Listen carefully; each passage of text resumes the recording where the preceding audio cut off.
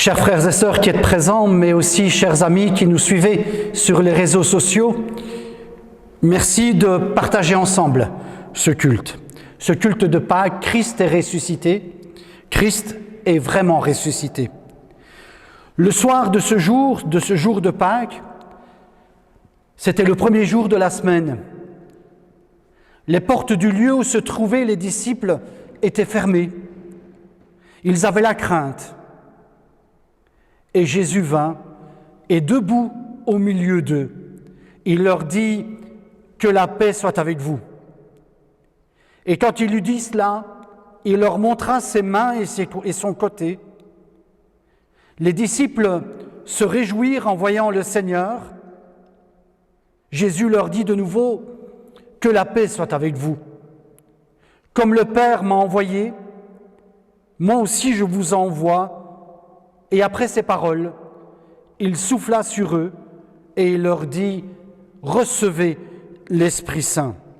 Chers frères et sœurs, à nouveau, les mesures sanitaires pour lutter contre la pandémie nous empêchent de nous rassembler à plus de 15 personnes, nous empêchent de vivre ce culte de Pâques dans notre beau bâtiment. Et pourtant, Pâques est là. Pâques est là et le Christ est ressuscité. Il est vivant. Il accorde sa paix, cette même paix qu'il accorde à ses disciples au soir de Pâques. Il veut nous la donner à nous aussi. Il souffle aussi sur nous un souffle nouveau. Il nous donne son Esprit Saint qui atteste dans nos cœurs qu'il est bien vivant pour les siècles des siècles. Que ce culte soit une source de bénédiction pour chacun d'entre nous. Amen. Je vous invite à chanter ce premier cantique qui dit « À toi la gloire, toi le ressuscité, à toi la victoire pour l'éternité. »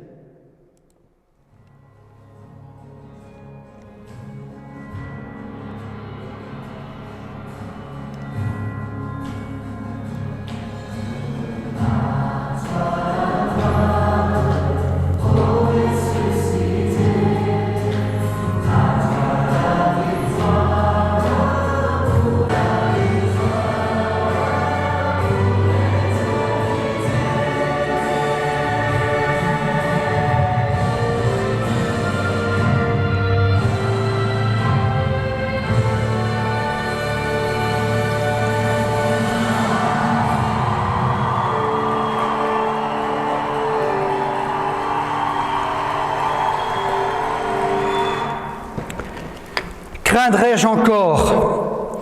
Il vit à jamais, nous dit ce beau cantique. Cantique qui est chanté de plusieurs façons, de façon traditionnelle, puis à Exo, puis à Héritage, et encore d'autres groupes qui l'ont chanté, mais qui toujours se résume à « Voilà, Christ, tu es ressuscité, à toi la gloire, à toi la victoire ». Et c'est ce même Christ qui nous dit ce matin à chacun d'entre nous, je suis avec vous. Je suis avec vous tous les jours jusqu'à la fin du monde. C'est une promesse extraordinaire. Parce que Jésus promet à chacun d'entre nous, comme il l'a promis à ses disciples, d'être à nos côtés, d'être à leur côté, non pas un jour, non pas une semaine ou une année, non pas pour une vie, mais jusqu'à la fin du monde. Et ce matin de Pâques, c'est un jour nouveau qui se lève. Et pourtant, c'est un jour qui ressemble à un autre jour. Et en même temps, c'est un jour différent. Un jour qui commence comme un autre jour par un lever de soleil et qui va se terminer par un coucher de soleil. Et en même temps, il est différent parce que le Seigneur n'est plus dans la tombe. Il est ressuscité au jour de Pâques. Et depuis ce jour, chaque matin sur le monde, le Seigneur ouvre un jour nouveau pour quiconque se tourne vers lui, pour quiconque tourne son regard vers lui. Par son Esprit Saint, en chacun d'entre nous, une journée toute nouvelle sera riche de sa présence, de son amour, de sa paix. Telle est notre espérance, telle est notre attente quotidienne sous le regard de Dieu. Quand nous disons « Donne-nous notre pain de ce jour, donne-nous notre pain quotidien », nous disons « Seigneur, sois présent avec nous à chaque jour qui se lève ». Bien sûr, les promesses ne se réalisent pas toujours comme espérées, mais à aucun moment, la présence du Seigneur ne nous fait défaut. C'est pourquoi nous pouvons dire « Mon âme, loue l'Éternel, ne t'écarte pas de ses bontés. » C'est un extrait du psaume 103. Je vous invite à la prière. Seigneur, tu es présent au milieu de nous. Tu es présent pour ce culte que nous voulons te rendre avec joie et reconnaissance. Nous fêtons ce matin la résurrection, la tienne et la nôtre. Que ta grâce, que ta paix nous conduise tout au long de ce culte. C'est en Jésus, notre Sauveur, notre Seigneur, le Christ ressuscité, que nous te prions. Amen.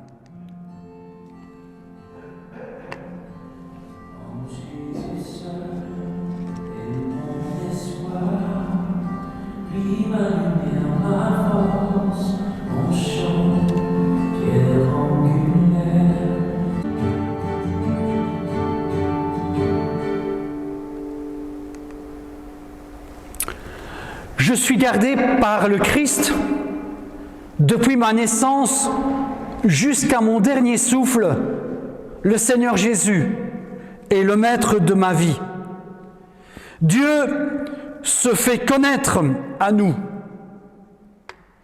Il sème dans nos vies l'espérance. C'est ensuite à chacun d'entre nous d'entretenir cette espérance en puisant dans cette parole, dans la prière, dans la communion fraternelle, les préceptes qui invitent tous les humains à se respecter et pour ceux qui croient en Dieu, à s'aimer les uns les autres comme Dieu nous aime et comme nous aimons Dieu. L'intérêt que nous portons aux autres, l'aide que nous leur prodiguons, l'amour que nous essayons de leur manifester, constitue une force puissante, une grande force qui est capable de bousculer nos sociétés et changer le monde. Et ce stimulant ne vient pas de nous, il ne vient pas de nos propres efforts, en tout cas pas seulement. C'est Dieu qui l'y a inscrit depuis toujours et qui le met en œuvre pour le rendre agissant. Une toute petite histoire, un tout petit conte. Le conte des 3 arbres. Il était une fois 3 arbres. Ils vivaient tranquillement sur une colline. Et puisque c'est un conte, les arbres savaient parler. Probablement d'ailleurs qu'ils parlaient en français. Et ils parlaient de ce qu'ils aimeraient devenir quand ils seraient un peu plus grands, un peu plus vieux, un peu plus adultes, un peu plus matures. Et l'un disait « Il n'y a rien de plus merveilleux que les bébés, que la vie. Et donc j'aimerais bien, plus tard, devenir un berceau pour accueillir un bébé. » Le deuxième, lui, il disait « Ça, accueillir un bébé, devenir un berceau, ça ne me plairait pas du tout. Plutôt, moi, j'aimerais être un grand navire. Comme ça, je pourrais traverser les océans, transporter des êtres humains, des marchandises, charger des richesses des hommes. Et le troisième, lui, était resté silencieux, réfléchissant profondément à ce qu'il aurait aimé être. « N'as-tu pas de rêve pour l'avenir ?» lui demandent les deux autres. « Aucun », répond le troisième arbre. « Aucun. J'aimerais simplement rester sur cette colline et montrer aux hommes qu'est-ce qu'un arbre pourrait faire de mieux que de montrer aux hommes la grandeur, la splendeur de Dieu. » Et les années passent, et les trois arbres grandissent, et ils deviennent des arbres magnifiques. Et un jour, les hommes viennent sur la colline, et ils coupent le premier arbre. Mais on n'en fait pas un berceau comme espéré. On le taille en rudes morceaux, en gros morceaux. Et l'on assemble grossièrement ces troncs d'arbres, ces morceaux d'arbres, pour en faire une mangeoire, une banale mangeoire pour les animaux. Et voilà que l'arbre, puisqu'il parle, il peut aussi pleurer. Et voilà que l'arbre pleure sur son sort. « Ce n'est pas ce que je voulais devenir, dit-il en pleurant. Je ne voulais pas être dans une sombre étable avec personne d'autre qu'un troupeau. » C'est alors qu'une voix céleste se fait entendre. « Attends, attends, sois patient, tu vas voir. » Et une nuit d'hiver, le Fils de Dieu naquit. On l'enveloppa dans un drap et on le coucha dans la mangeoire. C'est alors que la mangeoire frémit de ravissement et dit « Jamais je n'aurais pu imaginer recevoir un jour un tel bébé. C'est bien mieux que tout ce dont j'avais rêvé. » Plus tard, des hommes reviennent sur cette colline et ils coupent le deuxième arbre. Mais on n'en fait pas un grand navire. Il n'ira pas sur les mers et les océans. On en fait une barque de pêche. Elle fut vendue à un certain monsieur qui s'appelait Pierre. Et l'arbre se plaint. Quelle tristesse, quelle déception. Une simple barque de pêcheurs. Et là encore, une voix céleste se fait entendre. « Attends, tu vas voir. » Et une nuit, sur ce lac, le lac de Génézareth, Jésus s'assied dans la barque et il s'adresse à la foule qui est sur le rivage. Et il parle avec une grande sagesse. Et la barque écoutait.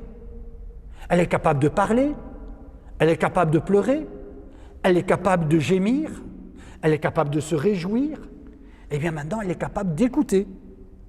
Jamais, se dit-elle, je n'aurais pensé transporter un jour une telle cargaison.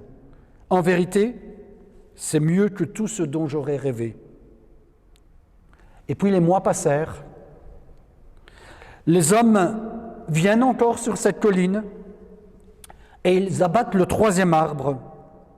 Et tandis que le dernier coup de hache tombait sur le tronc de cet arbre se mit à pleurer, à prier Dieu, en disant « Je ne veux pas descendre dans la vallée. J'étais tellement bien sur cette colline, montrer la beauté et la splendeur de Dieu. » Mais les hommes continuèrent. Ils lancèrent au loin les branches, ils les coupèrent et les lancèrent au loin.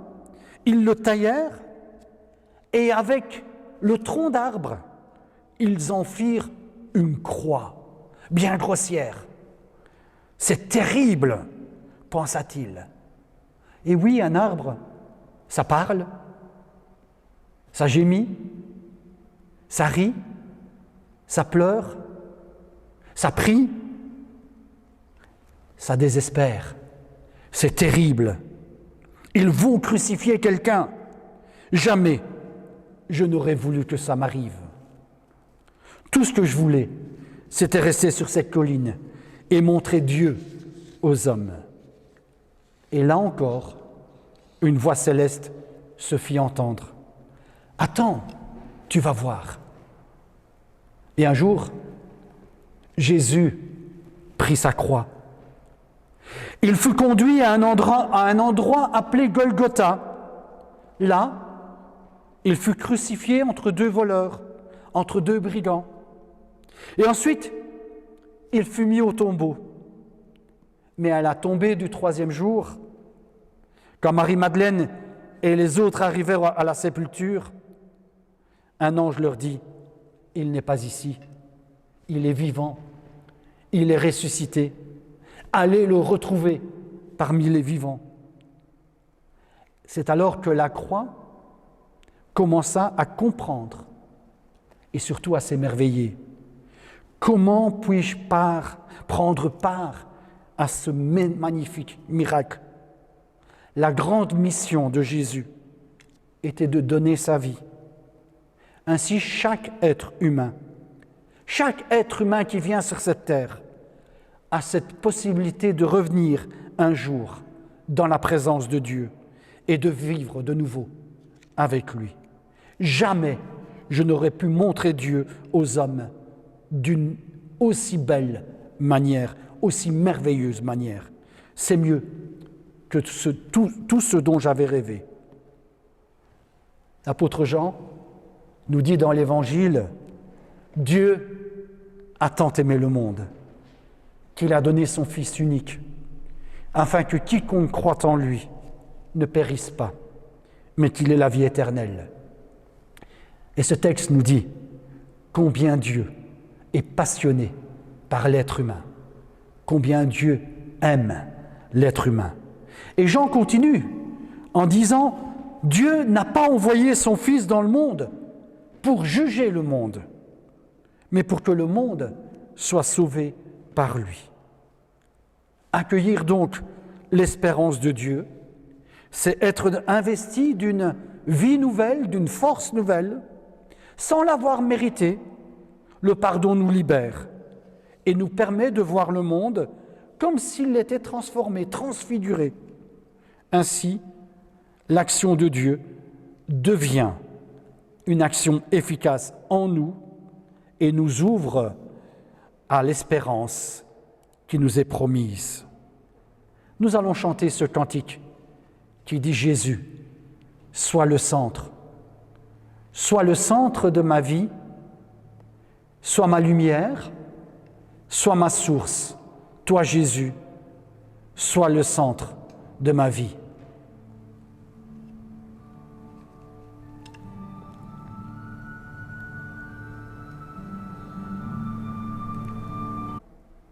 Ce quelqu'un, il a pris un visage humain. Tu perçois sa voix qu'aucun son ne trahit. Son nom, c'est Jésus-Christ. Sa personne résiste au temps. Il est toujours actuel. Il devient un compagnon sur ta route. Dans le mystère infini de sa mort, la résurrection lui a donné accès à tous les temps et à tous les lieux, y compris ton temps et ton lieu. À son contact, l'éternité devient présente et tu entres avec lui dans l'éternité de Dieu. Il a affronté le supplice, ce supplice qui a détruit sa vie. Et malgré sa souffrance, il a révélé l'amour de Dieu. Son esprit se répand sur l'humanité. Elle découvre en lui sa vocation à manifester l'amour qu'elle reçoit de lui dans toutes les actions où elle s'engage. C'est ainsi que Dieu a choisi de faire évoluer le monde vers une perfection jamais atteinte, mais toujours possible. Tu es Dieu au milieu de nos prières. Tu es notre Sauveur et Maître.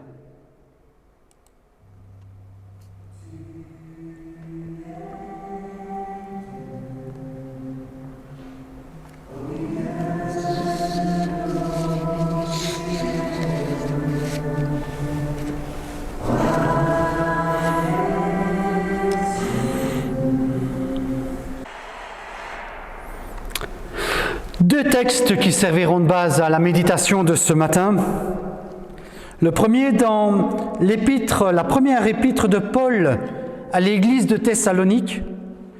Le premier chapitre, les versets 9 et le début du verset 10. Et le deuxième texte, deux extraits de l'Évangile selon Jean au chapitre 20.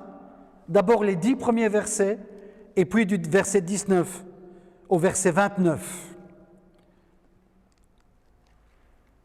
Paul écrit aux Thessaloniciens et il leur dit « On raconte à notre sujet quel accueil nous avons trouvé chez vous et comment vous vous êtes tournés vers Dieu en vous détournant des idoles pour servir un Dieu vivant et vrai, et pour attendre des cieux son Fils qu'il a réveillé d'entre les morts, Jésus. Son Fils qu'il a réveillé d'entre les morts, selon d'autres versions, son Fils qu'il a ressuscité d'entre les morts. Le deuxième texte, dans l'Évangile selon Jean, nous sommes au matin de Pâques. Le premier jour de la semaine, Marie-Madeleine vient au tombeau dès le matin, alors qu'il fait encore sombre, et elle voit que la pierre a été enlevée du tombeau. Elle court pour trouver Simon-Pierre et l'autre disciple, cet ami de Jésus. Et elle leur dit, « On a enlevé le Seigneur du tombeau et nous ne savons pas où on l'a mis. » Pierre et l'autre disciple sortirent donc pour venir au tombeau. Ils couraient tous les deux ensemble, mais l'autre disciple courut plus vite que Pierre et il arriva le premier au tombeau. Il se baisse et il voit les bandelettes qui gisent là, et pourtant, il n'entre pas. Simon-Pierre, il le suivait et il arrive. Il entre dans le tombeau et il voit les bandelettes qui gisent là et le linge qui était sur la tête de Jésus. Ce linge ne gisait pas avec les bandelettes, mais il était roulé à part dans un autre lieu.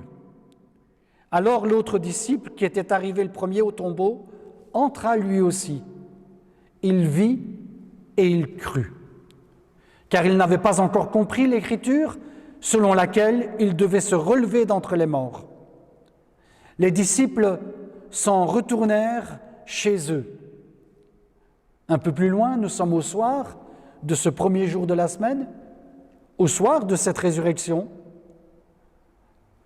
Le soir de ce jour-là, qui était le premier de la semaine, alors que les portes de l'endroit où se trouvaient les disciples étaient fermées, par crainte, nous dit le texte, Jésus vient debout au milieu d'eux et il leur dit « Que la paix soit avec vous ».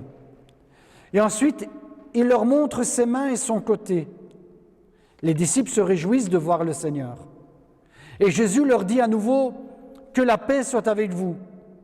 Comme le Père m'a envoyé, moi aussi je vous envoie. » Et après avoir dit cela, il souffle sur eux et leur dit « Recevez l'Esprit Saint. À qui vous pardonnerez les péchés, ceux-ci seront pardonnés.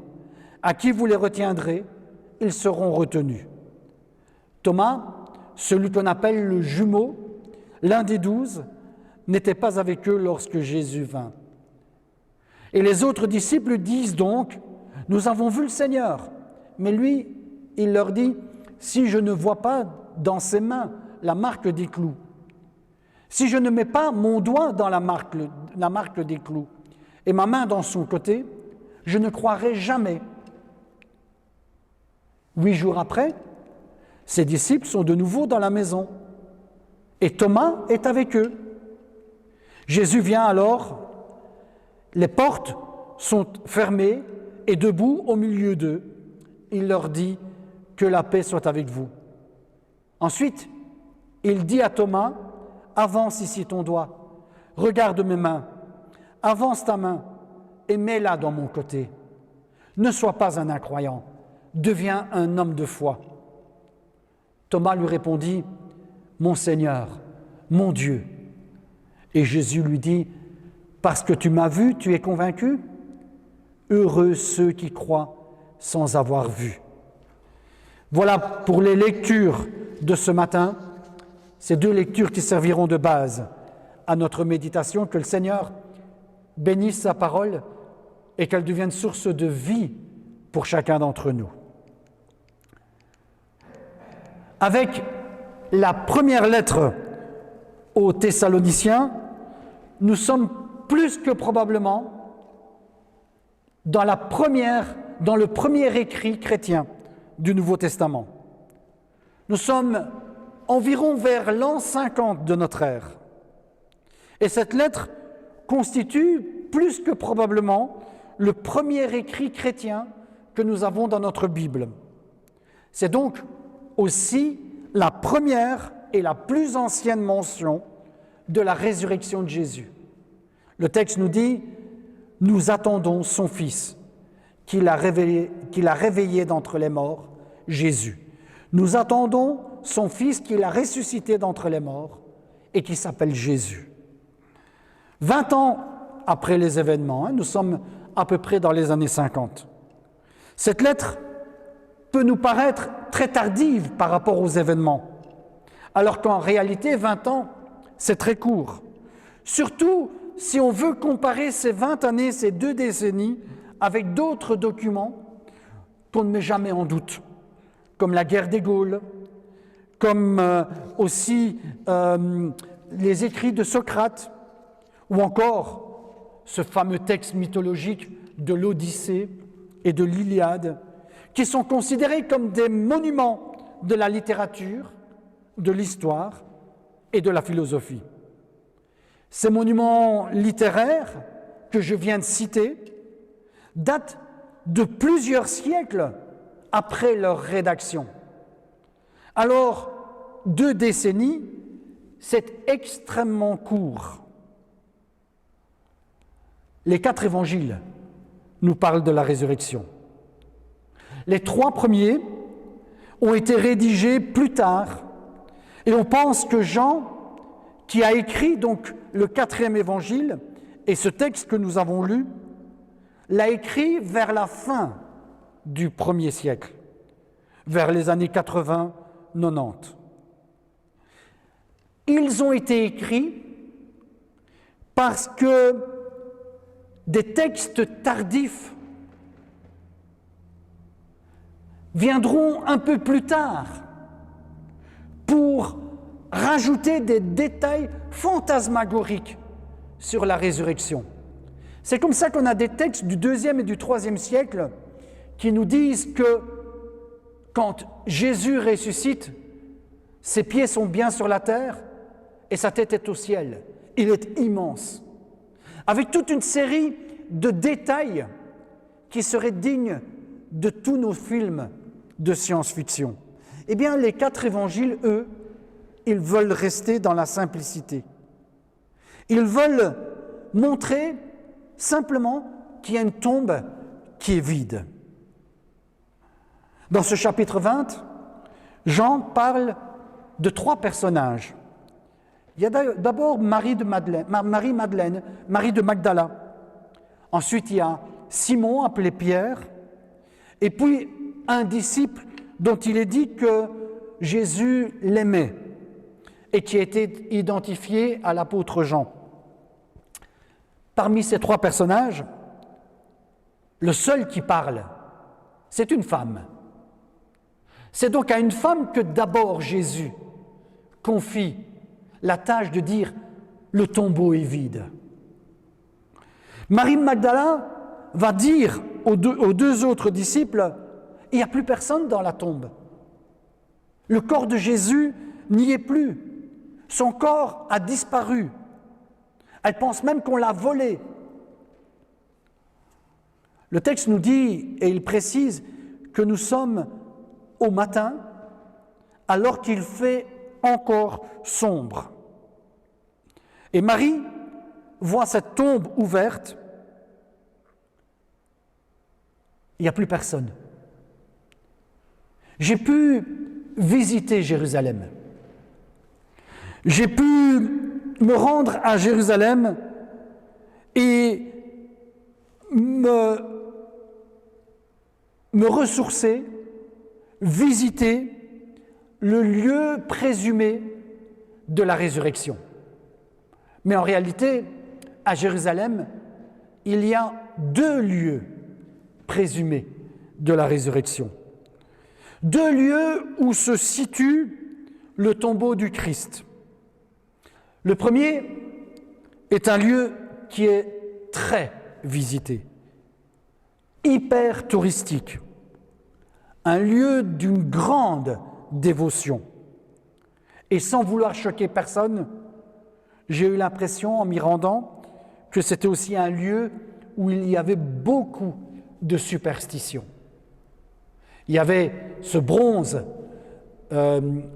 représentant Jésus, et il y avait des gens qui se prosternaient comme s'ils étaient devant le Christ lui-même présent.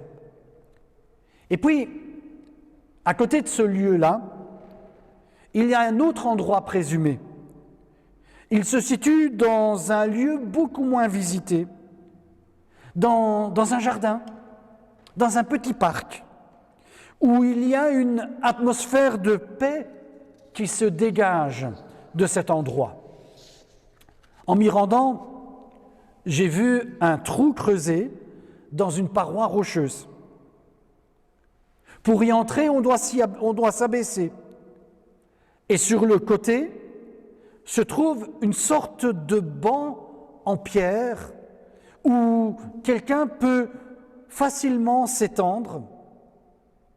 On y voit dans ce jardin la trace d'une pierre qui frotte sur la paroi rocheuse, la paroi d'entrée de cette tombe.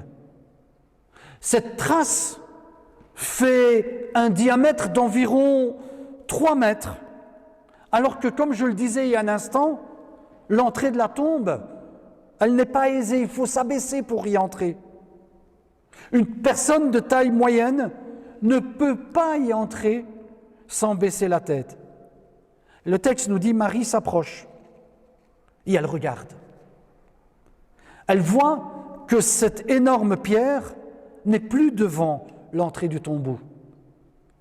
Et elle rebrousse chemin pour avertir Pierre et Jean. Et maintenant, ce sont eux qui se mettent à courir. L'un plus vite que l'autre, d'ailleurs, nous dit le texte. Mais le premier arrivé, Jean, laisse son compagnon de course entrer le premier dans le tombeau. Et voilà que Pierre, nous dit le texte, constate que le corps n'y est plus là. Pierre constate ce que Jean, avant lui et Marie, avaient vu de l'extérieur. Le tombeau est vide,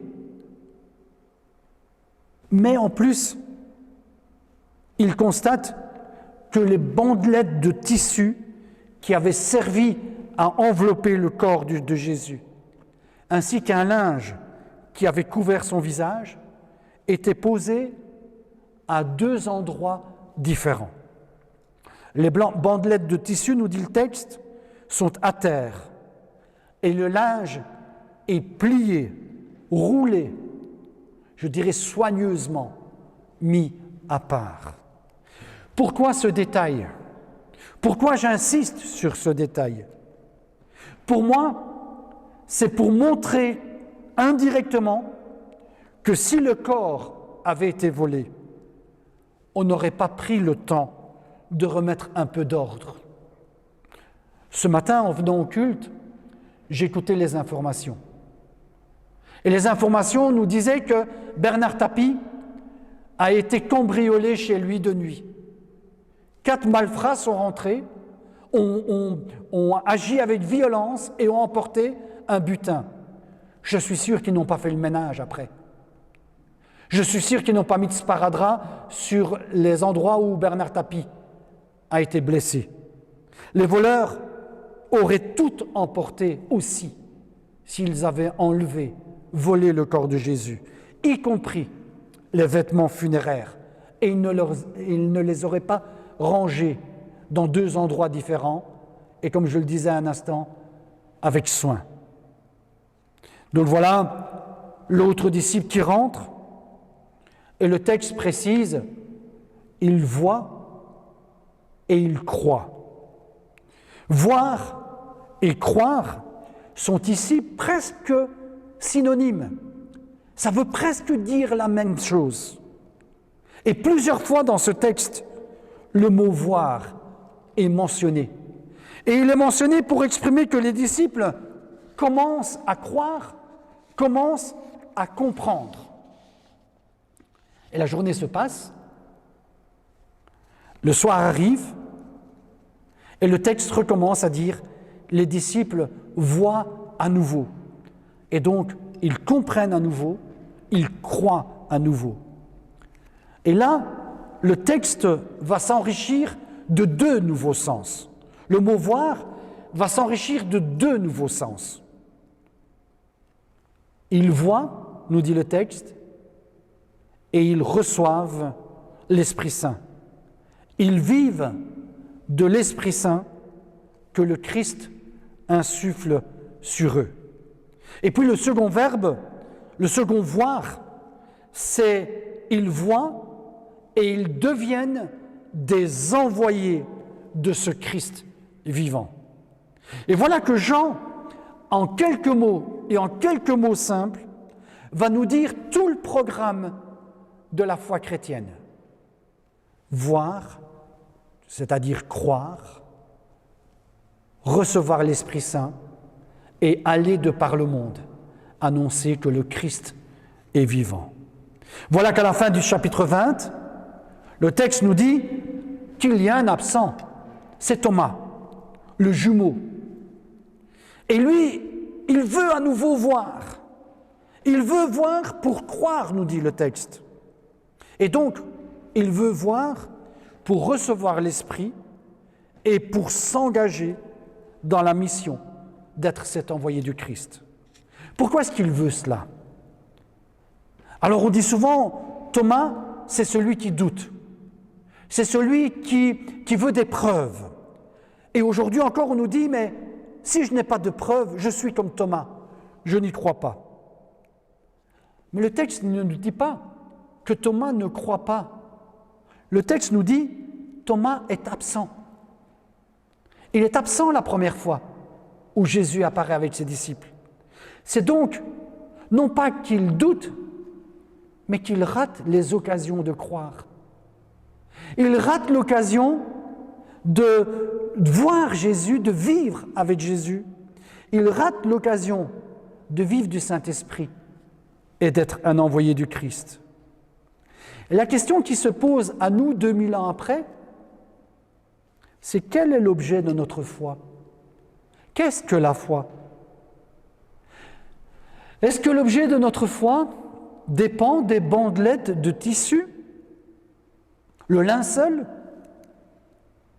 Est-ce que l'objet de notre foi dépend des mains et du côté percé de Jésus? On veut voir et toucher? Non. Notre foi, dans le ressuscité, elle dépend d'une seule parole qui est prononcée à plusieurs reprises dans ce texte. La paix est avec vous. L'objet de notre foi, c'est cette paix, cette présence de Dieu qui est avec nous. Et une parole, c'est tout le contraire de ce que nous cherchons d'habitude. C'est tout le contraire de ce que cherchent les humains qui ont besoin de toucher, de sentir, de posséder. Or, une parole, on ne la touche pas. On ne l'enferme pas dans un coffre-fort. Une parole, c'est tout le contraire du tourisme et de la superstition. Une parole est là pour être entendue, acceptée et s'en nourrir. La plupart des religions essayent de percer les mystères de l'éternité, les mystères de l'au-delà. Et dans cette recherche de trouver le sens, la vie éternelle, elles vont conférer à des objets que l'on peut appeler des reliques un pouvoir, une protection. Elle confère aux objets ayant appartenu aux personnes qu'elles adorent un pouvoir sur les vivants. Or, voir et croire la parole du Christ qui nous dit « la paix soit avec vous », c'est tout le contraire. C'est entendre et accueillir une présence que l'on ne touche pas et que l'on ne voit pas. C'est accueillir une présence que l'on ne touche pas et que l'on ne voit pas. Pour Jean, ce qui importe, ce n'est pas les vestiges, ce ne sont pas les reliques de la mort du Christ, que ce soit un bout de croix, que ce soit la couronne d'épines, que ce soit le linceul, que ce soit le linge qui a été couvert, qui a couvert son visage, ou tout autre objet ayant touché ou appartenu à Jésus. Ce qui importe pour Jean, c'est que Jésus est vivant. Il vit et il veut vivre en nous. Et cette conviction, elle est née d'une rencontre complètement inattendue avec celui qu'ils connaissent, mais sans pouvoir toujours le reconnaître tout de suite. Et pour nous, avec 2000 ans d'écart, il en est de même. La résurrection, nous n'avons pas besoin d'aller à Jérusalem pour y croire. Cette résurrection, elle change notre regard sur Dieu et sur le monde, sur la vie et sur la mort. Notre foi, notre espérance ne repose pas sur une doctrine religieuse qui concerne l'au-delà. Elles sont liées à une personne, à la personne de Jésus, celui que nous accueillons comme Sauveur et Seigneur. Il est le Christ qui vient vers nous pour nous dire à nous aussi, aujourd'hui, la paix est avec toi, la paix est avec vous. Recevez mon esprit et allez et vivez comme mes envoyés. C'est alors, frères et sœurs, que vivre Pâques, dire Christ est ressuscité, oui, il est vraiment ressuscité, c'est affirmer que ce n'est pas la mort qui est au cœur et au bout de ma vie, mais c'est Jésus de Nazareth. Voilà pourquoi cette année encore, nous pouvons nous dire les uns les autres, Christ est ressuscité. Oui, il est vraiment ressuscité. Joyeuse fête de Pâques à nous tous. Amen.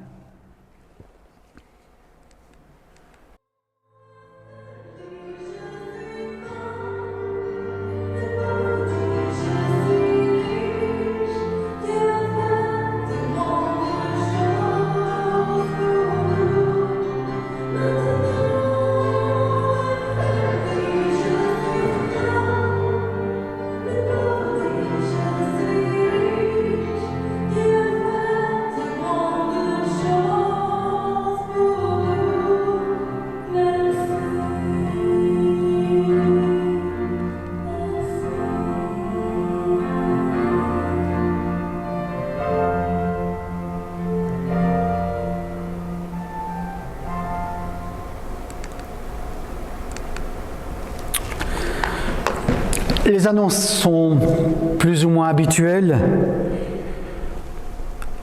Continuez à dire que nous sommes obligés de respecter les mesures sanitaires, ces mesures qui restreignent nos libertés de mouvement, mais ces mesures qui n'empêchent pas ni notre amitié, ni notre volonté de nous soutenir les uns les autres dans la prière. Et dans la prière, nous pouvons soutenir les personnes et les familles de la communauté et en dehors de la communauté, les personnes de notre entourage qui sont frappées par la souffrance, la maladie, le deuil d'un proche, des maladies plus ou moins graves. Ils ont besoin de notre soutien, ils ont besoin de notre amitié, ils ont besoin de nos prières. Alors, frères et sœurs, ne nous lassons pas de prier les uns pour les autres. C'est une période difficile, que cette période psychologiquement difficile, socialement, relationnellement difficile. Vous avez la possibilité, si vous le souhaitez, soit de demander une visite du pasteur, soit aussi de venir à la permanence pastorale. Il y a 2 moments dans la semaine qui vous sont proposés. Le premier, c'est le mercredi de 18 à 20 heures, et le deuxième, c'est le vendredi de 17 à 19 heures. Rien de plus simple. Annoncez-vous par téléphone, annoncez votre venue et venez partager et prier. Je me ferai un bonheur et ce sera un privilège pour moi de partager avec vous. Je vous invite à la prière. Seigneur notre Dieu, ton Fils nous a donné de le suivre sur le chemin de la foi. Pose ton regard sur nous. Reçois notre prière. Accueille nos tristesses et nos larmes. Accueille également nos doutes, notre foi fragilisée par les épreuves et par les difficultés. Accorde-nous cette paix qui nous permet de savoir que nous et nos proches, nous sommes dans ta main bénissante. Et donne-nous cette grâce de nous ouvrir à la communion fraternelle. Nous te prions pour notre monde. Nous prions pour ceux qui sont tourmentés par la soif et la faim, ceux qui, dans leur souffrance, ont cessé d'espérer en toi, ceux qui, après de grandes joies, ont connu de dures séparations, ceux qui ne trouvent pas le repos après de longues nuits sans sommeil, ceux qui sont angoissés par les soucis du lendemain, ceux qui n'ont personne pour les aider et qui pourtant demandent en vain, ceux qui sont restés fidèles en ta présence, comme ceux qui se sont éclipsés dans l'indifférence, ceux qui sont fatigués dans leur foi et qui oublient que l'Évangile est lumière et joie. C'est dans le Christ Jésus qui donne un sens à notre vie que nous te prions. Amen. Notre culte touche à sa fin. Recevez cette parole d'exhortation et de bénédiction, et puis nous chanterons encore un dernier cantique. Le Saint-Esprit nous donne la paix avec Dieu et la paix entre nous. Avec la paix, l'Esprit donne aussi l'unité avec Dieu et l'unité entre nous. Efforçons-nous de maintenir cette paix et cette unité. Efforçons-nous de les laisser paraître. Le Seigneur nous invite à partager avec tous ceux qui ont faim et soif de vraie vie. Allons dire à tous les merveilles de Dieu. Allons dire à tous que Christ est ressuscité. Que la grâce et la paix vous accompagnent tous, tout au long de cette semaine. Christ est vivant, Christ est ressuscité, il est vraiment ressuscité. Amen.